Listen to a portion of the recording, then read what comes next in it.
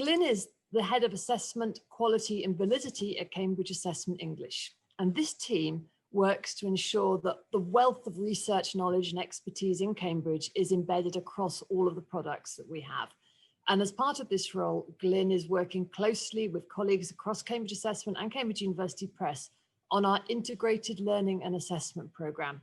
And this aims to transform how we use data in order to provide more information to learners about their progress and to create personalised learning pathways that cater to learners' differing needs. So really exciting stuff.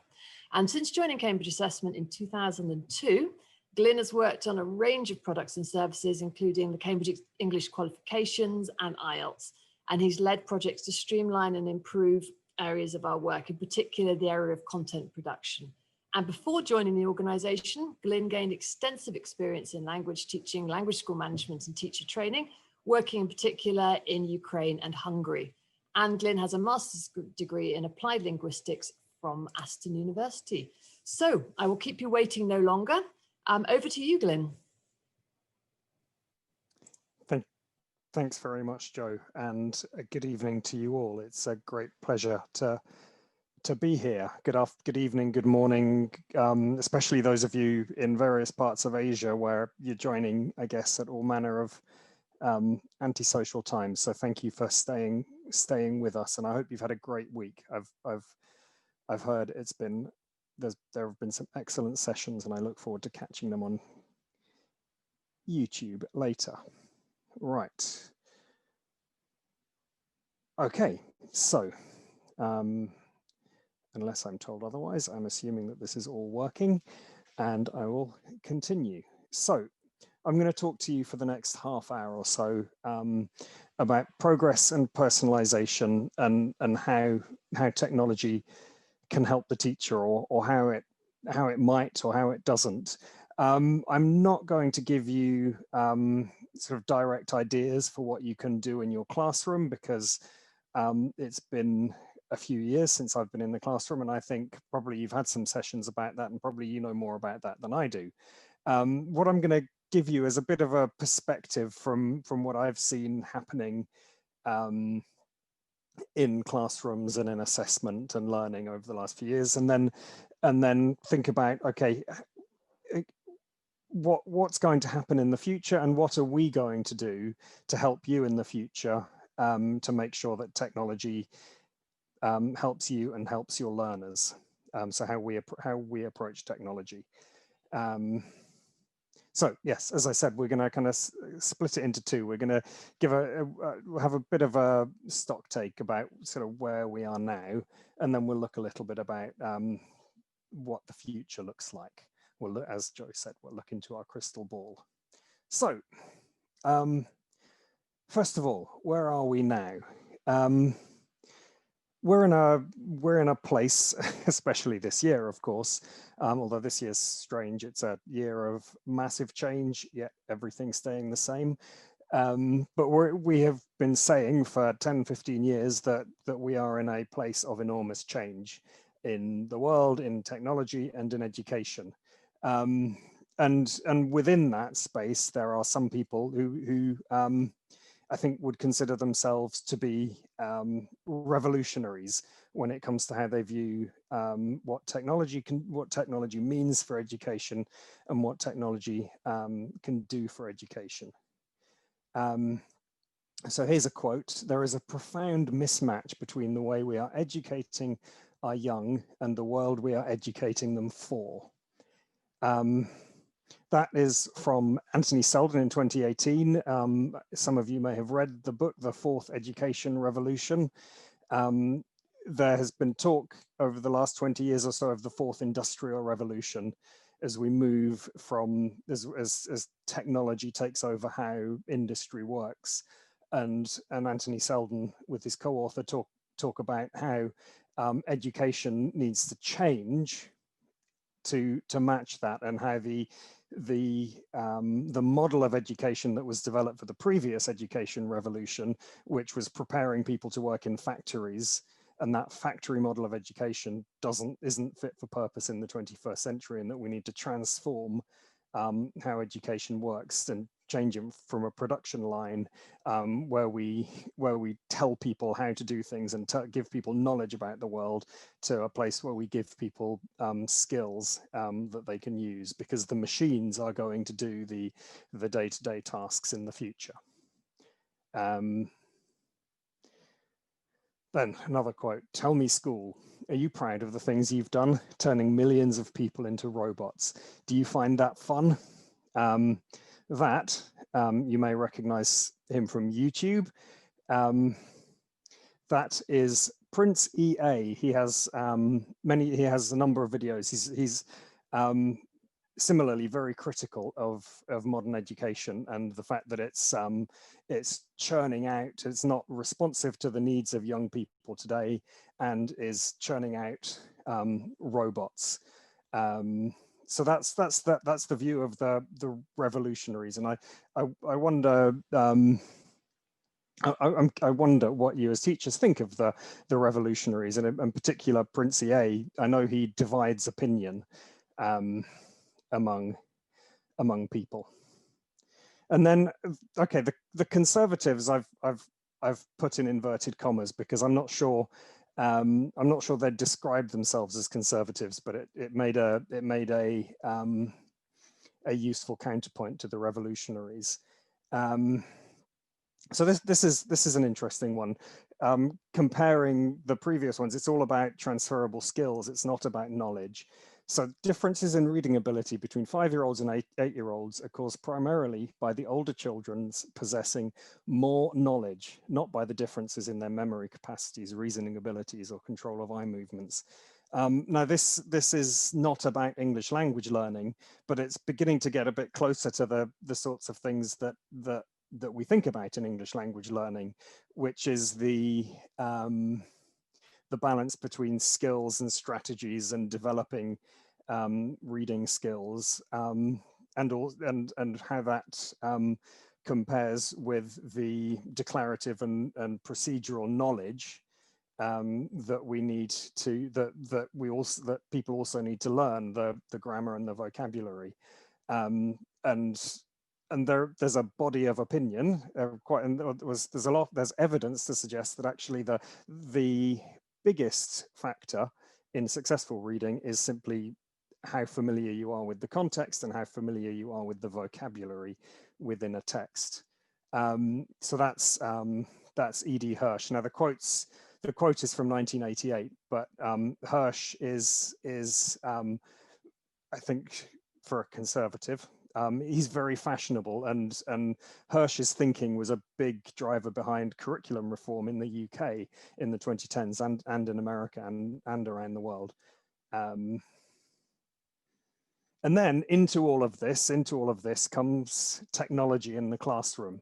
So this is a really interesting picture and a really interesting quote. Nothing could be more absurd than an experiment in which EdTech is placed in a classroom where nothing else is changed. Now, on the surface, it looks like a bit of it could be taken as a criticism of the classroom. You think you can just use technology, but carry on with your own old-fashioned methods. But I think actually you can also, and I think Eric Patnoudis, who's a blogger on education, also meant it as basically technology companies come in and tech firms come in, and they don't understand the classroom, and they think we have the technology answers, so we're going to plonk them in your classroom. And so it's a critique both ways. So how does technology thinks it has the answers and that it knows how to do it right, but it's not necessarily working with teachers and learners to help them. One of my favorite quotes, I actually heard this on the radio in the car, and I dug it out a few years ago. So we all know that well, you may have heard the phrase, the road to hell is paved with good intentions. So this is Michael Barber: the road to hell in education is paved with false dichotomies, with arguments between the people who say it's all about skills or it's all about knowledge. Actually, life is complicated, and the world is more complicated than that. Children are different. Every child is different. They have different backgrounds. They bring different knowledge and skills, but standards are common. We in Cambridge believe through our application of the CEFR and working with governments that raising standards and having common standards in English is vitally important to increase life opportunities for people. So that application of the common standard is something that we believe in. But children do progress at different rates, and everybody's learning journey is personal to them. And also, the revolutionaries take an assumption that classrooms aren't changing, or they're only changing in a few places. But actually, classrooms, I'm sure you are the first to know that classrooms are changing and teachers are using technology. Maybe not the technology that the revolutionaries think they could or should be using, but it is happening and things are changing. So there's that picture that we saw. Now, I know you all work in very different contexts in different countries around the world, and probably in very different classrooms. Some of you will work in classrooms that look like that. Some of you will work in very different classrooms. But the classroom has changed. You get a lot more children facing each other, again, not so much this year. You know, get a lot more facilitation of group work, a lot more communication going on. And of course, in terms of the application of technology, of course, 2020 is the year of the online classroom. So, and then of course, technology comes into teaching, and teachers use technology in other ways. So there's been, particularly in China, but around the world, the phenomenal increase in online tutoring, the one-to-one pairing up of a child in China or another country often with teachers based in North America. And that's really interesting because it's technology led, but also very, very much teacher based and understanding the value of interaction with the teacher. Similarly, the rise of the MOOC, which we've been involved with a little bit. Some of you may have taken our course on teaching English online. It became quite popular in the early part of this year.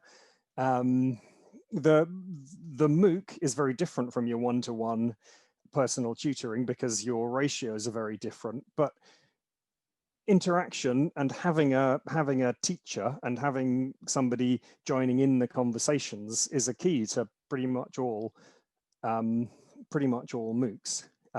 So teaching with the teacher has changed and has adopted new ways of working and has adopted technology. And of course, this is a very small selection of the many, many things that teachers use in the classroom. And it's interesting, you know, if teachers, you know, I was a teacher, you'll take anything that helps you, whether it was designed for the classroom or not. Things like Kahoot are great for quizzes, things like Padlet for projects, Write and Improve for getting learners to practice in a safe environment. There's a whole host of things which teachers and learners use to help classroom activity. So technology is coming in year by year into, and has been since teaching began. So it's teaching isn't stuck without technology. Technology is coming in all the time. And of course, the big change, probably since I left teaching, is the learning management system and the education suite. The notion that actually we can collect all of this in one place, which means it's easier to capture data and registration and set homework and collect homework and all of these things. And they've been adopted by schools all around the world.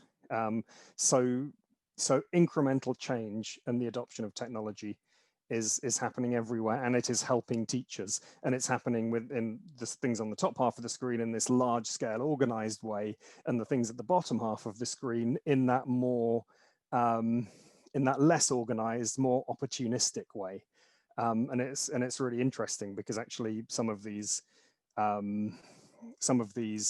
apps and tools which weren't designed for education at all suddenly find that actually they have a huge market in education, and they pivot to satisfy those customers.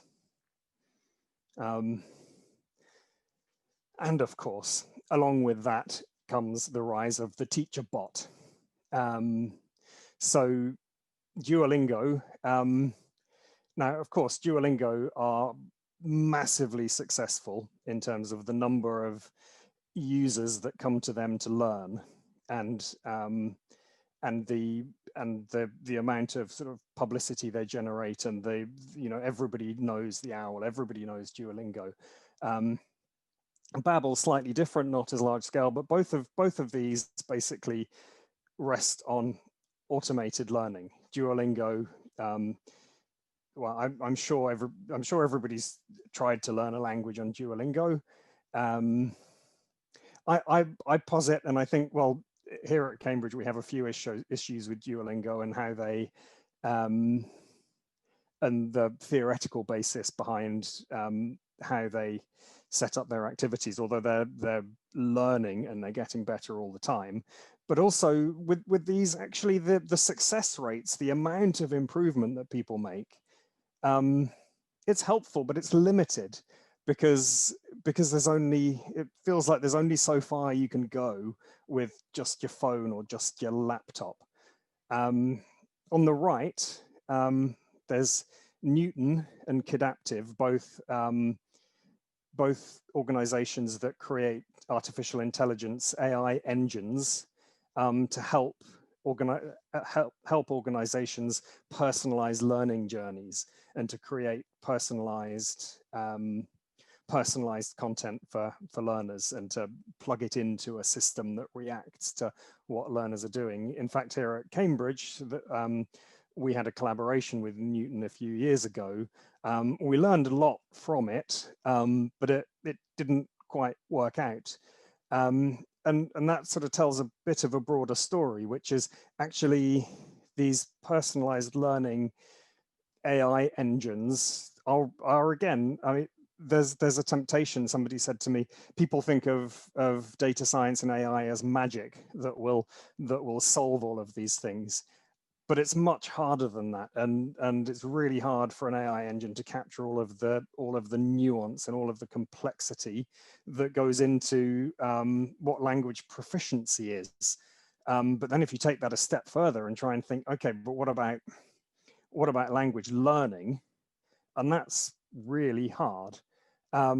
Educate at the bottom there, they're actually part of University College London, and they work with education technology providers, and what they're looking at is a research-led agenda and an ethical agenda in the adoption of AI in education, and they're very clear when we talk to them. And if you hear Rose Luckin, who runs the institute, talk, she's very clear that the ed tech and machine learning have roles to play, but they have roles to play alongside teachers and alongside humans. So what's going on here? So I think our fundamental belief here in Cambridge is that learning is about interaction. It's a dialogue. So we take a social constructivist view of learning. Learning isn't the acquisition of knowledge. Learning is the building of a base of knowledge through communication and testing what you know, and learning what's right and what's wrong, and learning what's successful and what isn't. So this interaction to test out these things that you learn is fundamental to learning. Without it, learning doesn't get embedded in the same way, because you can't ground your learning, you can't test your hypotheses in the same way. And of course, when it comes to language learning and what language is, we also view language as a socio-cognitive process. So it is built on cognition, and it's built on knowledge, and it's built on cognitive processes, but but it is ultimately about communication. It is ultimately something that is realized socially. So what is true of learning is even more true of language learning. There's only so much you can learn without someone that you're communicating with on the other side. So yeah, so I think that's one of the reasons why the teacher bots have their uses, but they're limited and are not the future. And of course, when we talk about interaction and we talk about these things, education doesn't and learning doesn't exist in a vacuum. It exists within ecosystems, and ecosystems are linked. So, ecological systems theory, we all know about ecosystems in the environment. And of course, we all know now it's used very much in technology. We talk about ecosystems, a complex network of interconnected systems. So here's a learning ecosystem. This is a learning-oriented assessment ecosystem. So in the middle there, you've got learning going on in that circle, and that's the local activity of learning. So a teacher selects a task, the learner does the task. There's language learning activity. The teacher observes and interprets. Crucially, what's not there in this diagram, but is actually there in real life, is at the same time the teacher is giving feedback and helping, and the learner is getting feedback all the time. Then the teacher will make a record. They'll make some decisions on the basis of what they've seen and interpreted and recorded. They may modify their objectives or think about, okay, what are we going to do in the next lesson? Do we need to take things back a bit? Can we move on a bit quicker? Do I need to split these people into separate groups to, and then they'll select the next task, and the loop goes round. And there's feedback and communication built in all around. There's a structured record around that. And as part of that ecosystem, we in Cambridge Assessment English, we are one of the providers of external exams, proficiency tests, and they play a role in validating in broad terms that learning has happened, that the performance at a level linked to a common framework, here the Common European Framework Reference, happens. So, and if it's a good external exam, it has a positive impact on that whole learning ecosystem. So that's kind of our starting point for how we view the future of learning and assessment and technology. But of course, the learning ecosystem that the learners and the teachers are in is always just part of a broader ecosystem, and technology has a huge part to play in the broader ecosystem that every learner is a part of. But that broader ecosystem has always been there. But what's changed now is that actually this broader ecosystem can generate data. So there's some interesting possibilities there. But there's always been parents, social interactions, the movies, books, things that the learners bring with them into the classroom. So that again, Bronfenbrenner, again, this goes back a long way, that talks about this ecosystem. So in the middle, you've got the person, and then there's this framework around them. You've got home, school, family, but that sits in a broader mesosystem of neighborhood and schools and work and so on, out into broader and broader circles. Sometimes you'll see this expressed as education systems and national policy. Oh, what happened? I didn't do that.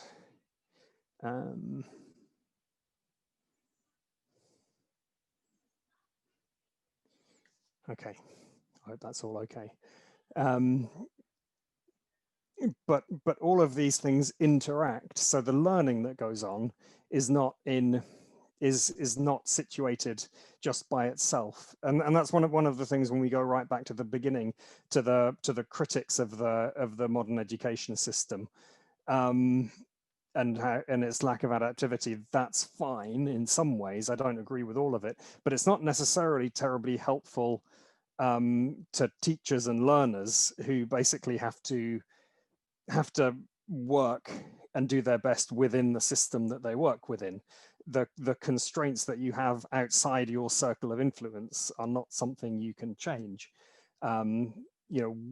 So again, it comes back to us as like, how can we how can we help you? How can technology help you? Rather than be critical of what education isn't doing. So, how am I doing for time? What does the future look like? So I have a quote here, and I'm just going to give you a few seconds to think what goes in the gap. So what goes in the gap? You can put it in the chat if you like. So what's in the gap is the motion picture. I believe that the motion picture is destined to revolutionize our education system, and that in a few years it will supplant largely, if not entirely, the use of textbooks. Now, there's a cautionary tale here. One cautionary tale is that it's not great to make predictions about the future. Another cautionary tale, which is people that are brilliant, geniuses when it comes to the world of technology, don't know as much about education as they think they do. It's very straightforward for a technologist to come in and say, oh yes, this piece of technology will change the world of education, but it rarely happens that way. And there were very few people in the world who are cleverer than Thomas Edison. I mean, I don't mean to be overly critical of him. Here am I. Here comes my prediction for the future. Are you ready? Are you ready? Here it comes. Okay, it's gone a bit cloudy. Is there something coming? I don't know. Oh, yep, it's coming. Okay, I thought maybe I'd got it wrong. Oh, no, it's coming. Oh, okay, yeah. Okay, this is my prediction for the future of how technology will help education. I'm prepared to go as far as to say to you that I don't know. I don't know how technology will revolutionize or transform education, but that's okay, because it's not my job to know. My job is to figure out what your problems are and to work with people and to work with you to see if we can find solutions to them. So as we're talking about integrated learning and assessment at the moment, and where we start is, okay, what are the problems that teachers and learners face? Now what are the issues? How can we help teachers and learners most? Now I'm sure you have a long list of things that we can do to help you. But there's two key things that keep coming back. One is time. The time spent particularly in marking and grading, and the time spent in having to find different materials for different different learners in your class to keep them all motivated and to find exactly the right level of material for learners with differing needs. And that ties in with the difficulty of differentiating. And a lot of that is about keeping track. So for all the learner management systems that have developed over the last few years, actually the best picture of where individual learners are, what their strengths and weaknesses are, by far the clearest picture is in the teachers' heads, and how to turn that into something that you can share with other teachers or share with parents or just keep hold of so you don't have to remember it all the time, is something that teachers tell us is something they'd really like help with. Time is an issue for all of us, isn't it? this year, people keep telling me that, oh, everyone's had loads of time to watch Netflix. Not me, I'll tell you that. So time, learners, particularly school learners, have lots of subjects and lots to learn and lots of pressures and lots of things to do.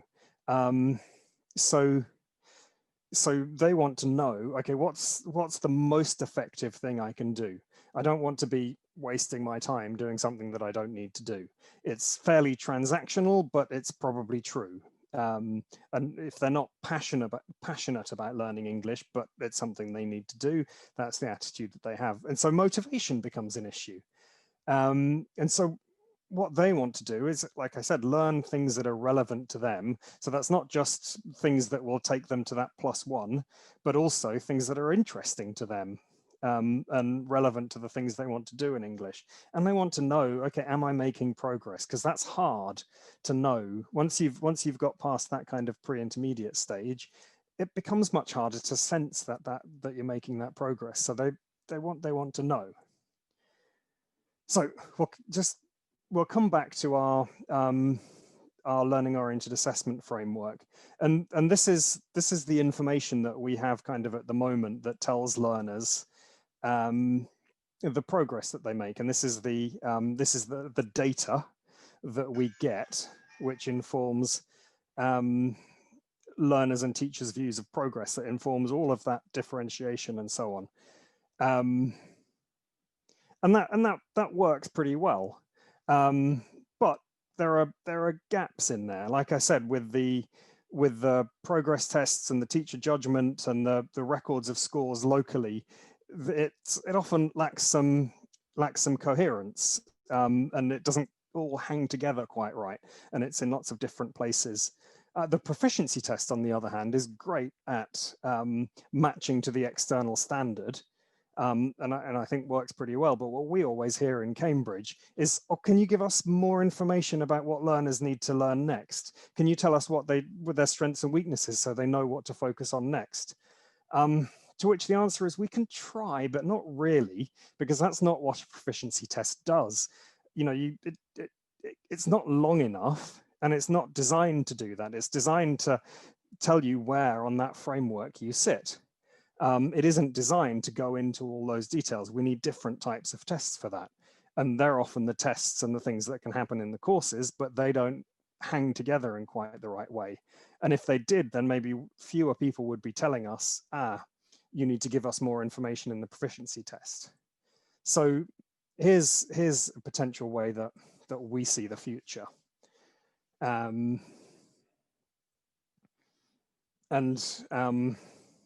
We're back a little bit. We're back to artificial intelligence and machine learning, but we're back, I think, looking at it in a slightly different way. So what we want to do and what we want to experiment with is, how do we get all of this information? So the information from placement tests, demographic information. So what's your first language? How old are you? How many years have you been studying English? All of these things, and other data, so from proficiency tests, from progress tests, from course content, from new types of activities that we might develop, from third-party apps, from games that people do, from who knows where else, but also crucially from teacher judgment. So all of that goes into the brain in the middle, which is our learner representation. And then that creates a learner profile, which tells learners and teachers where they are, what progress they've made, where they need to improve, and also gives recommendations. And again, just to emphasize, the teacher judgment is really important here, because it enables that interaction to happen, for all of the data to be validated against teacher judgment, and for the teacher to compare their judgment to what the data is telling them, and to think about it, because ultimately the teacher's the one that's making the decisions and the learners are making the decisions. So so it's an interaction between the judgment of individuals and the brain in the middle, the AI engine, which we have christened Voila. and we're also experimenting with new approaches. This is something that we're working on. So looking at, okay, can we do formative assessment around micro skills? So one of the things that you need to do at an advanced level of English is actually just to listen to and understand speech that happens quite quickly. So here we've got a task where you can listen, and if it's too fast, you can slow it down, and so you can find out if that's an issue for you, and then we give you feedback on how to improve with regard to that. And that's something we're just at the beginning of experimenting with. And then learner and class profiles. Whenever I show this slide or these pictures, I always say to people, it's not going to look like anything like this. We have no idea what it's going to look like. We're going to work with teachers, with you, and with learners and with parents to build up what it's going to look like. So I have no idea, but I'm very curious to find out. And hopefully that will lead to more informed decision making, bringing all of that information together so that teachers and learners and parents can make informed decision based on data that we've gathered from the activities that people do, and from teachers and from learners. So to draw it all together, conclusions, learning is about interaction with humans, with people. So what do we do in order to help teachers? We need to listen to teachers and learners. And actually, there's no point in screaming into the void and saying, why don't teachers use technology? Teachers do use technology. They use technology that works. If it's not adopted, if people don't use it, it's because it isn't working for teachers. So we need to make sure it works for teachers. And change is happening. It's very easy to be critical of an education system and say that it's not changing. It is. It's changing a lot. The classroom is a very different space from the one I left when I joined Cambridge. And that's great. And it's going to carry on changing. That's it. Thank you very much. I'll leave that up there so you can copy the link and you'll be able to click on it, I guess, in the video as well. Thank you, Glyn. That was excellent. Really some very interesting points and lots of great comments coming in from everybody watching. So I think you've really inspired people to go and maybe have another look at some of your slides and apply it to their own situation. We've had a few questions in. Some of them, okay, Carmen and Vicente, have actually already been answered, I think, around the future of education. There's a question here from Ana Isabella Garcia, who would like to know if we have a tool or an app to practice speaking for our students, particularly if you want to do something like LinguaSkill. Can you help her? That's a very good question. You've picked the very hardest thing. We are working on speaking practice, and in fact there are courses like Empower that contain speaking practice, and there is a Speak and Improve app, which is, I should warn you, it's a beta, so it's very much there to pilot, but it is something that you can go and have a look at and see if it works for you. And it's something we're looking at developing. We are working with colleagues at the university to develop automated speech recognition. We have some early iterations of it out in course books. It's being used in LinguaSkill, and we are looking to see how we can develop it to give feedback. In the meantime, we're also looking at seeing if we can give feedback through examiners and things like that. So there's Speak and Improve out there at the moment. And as part of Project Compass, which is part of integrated learning and assessment, we're looking at it. It's an interesting one because it's difficult, but it's also really important to people. So yes, watch this space. So Speak and Improve, you said, was the Speak name and of the Improve, app. yes. Brilliant. There's a question maybe more for us here. It says, from Michael Heather, have Cambridge thought to improve its LMS? And I think they're talking about the Cambridge Learning Management System. It's pretty good, but it might be better. Well, good news, Angel. We are in the process of transferring our courses onto a new learning management system. So like Speak and Improve, watch this space, but this one should be complete with all courses being on the new system in the next 2 years. So if you're looking to change your course book, if you buy one of our more recent course books, you can guarantee it will be on the new system. There's a really interesting question here from Wendy Delta-Sven. And she says, what strands do you consider fundamental to be included in teacher training nowadays? Yes, that is an interesting question. I